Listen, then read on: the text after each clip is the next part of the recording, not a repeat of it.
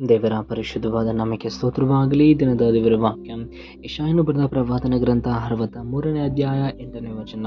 ನಿಜವಾಗಿ ಇವರು ನನ್ನ ಜನರು, ನನ್ನ ಮಕ್ಕಳು, ಮೋಸ ಮಾಡಲಾರರು ಎಂದು ಆತನು ಅಂದುಕೊಂಡು ಅವರಿಗೆ ರಕ್ಷಕನಾದನು. ದೇವರಿಗೆ ಸ್ತೋತ್ರವಾಗಲಿ. ಪ್ರತಿದಿನ ದೇವರ ಸ್ವರವನ್ನು ಕೇಳಿಸಿಕೊಳ್ಳುವಂಥ ಪ್ರೀತಿಯುಳ್ಳೆಲ್ಲ ದೇವರ ಮಕ್ಕಳ ದೇವರು ಈ ದಿನ ಮಟ್ಟಿಗೆ ವಿಶೇಷವಾದ ರೀತಿಯಲ್ಲಿ ಅದನ್ನು ಹೀಗೆ ಮಾತನಾಡ್ತಾ ಇದ್ದಾರೆ. ಹೌದು, ನನ್ನ ಜನರು ನನಗೆ ಮೋಸ ಮಾಡಲ್ಲ ಅಂದುಕೊಂಡು ನಾನು ರಕ್ಷಕನಾಗಿದ್ದೇನೆ ಎಂಬುದಾಗಿ. ಹೌದು, ಸತ್ಯವೇದದಲ್ಲಿ ನಾವು ಹೀಗೆ ನೋಡ್ತಾ ಇದ್ದೇವೆ. ತಂದೆಯಾದ ದೇವರು ತನ್ನ ಒಬ್ಬನೇ ಮಗನನ್ನು ನಂಬಿ ಈತ ನನಗೆ ಮೋಸ ಮಾಡಲ್ಲ ಎಂಬುದಾಗಿ ಆತನು ನಂಬಿದವನಾಗಿ ಕರ್ತನಾದ ಯೇಸು ಕ್ರಿಸ್ತನನ್ನು, ತನ್ನ ಒಬ್ಬನೇ ಮಗನನ್ನು ಲೋಕಕ್ಕೆ ನನಗೋಸ್ಕರ, ನಿನಗೋಸ್ಕರ, ನನ್ನ ಪಾಪ ಅಪರಾಧ ದ್ರೋಹಗಳಿಗೋಸ್ಕರ ಪ್ರಾಣ ಕೊಡ್ಲಿಕ್ಕಾಗಿ ಆತನು ಇಲ್ಲಿಗೆ ಕಳಿಸ್ತಾ ಇದ್ದಾರೆ. ಹೌದು, ಅದನ್ನು ಕರ್ತನಾದ ಯೇಸು ಕ್ರಿಸ್ತನ ಮಿಸ್ಯೂಸ್ ಮಾಡಿಕೊಳ್ಳದೆ ಆತನು ನಂಬಿದ ನಿಮಿತ್ತವಾಗಿ ನನಗೋಸ್ಕರ, ನಿನಗೋಸ್ಕರ ಪ್ರಾಣ ಕೊಟ್ಟಿದ್ದಾರೆ. ಹೌದು ಪ್ರೀತಿಯುಳ್ಳ ದೇವರ ಮಕ್ಕಳೇ, ಈ ದಿನ ಕರ್ತನಾದ ಯೇಸು ಕ್ರಿಸ್ತನು ನಮಗೆ ರಕ್ಷಕನಾಗಿದ್ದಾನೆ ಎಂದರೆ ಆತನು ನನ್ನನ್ನು, ನಿನ್ನನ್ನು ನಂಬಿ ಈ ದಿನ ಆತನು ನಿಮಗೆ ರಕ್ಷಕನಾಗಿದ್ದಾನೆ. ಹೌದು, ದೇವರ ವಾಕ್ಯ ಹೇಳುವ ಪ್ರಕಾರವಾಗಿ ಇವರು ನನ್ನ ಮಕ್ಕಳು, ನನ್ನ ಜನರು, ನನಗೆ ಮೋಸ ಮಾಡಲೆಂದೇ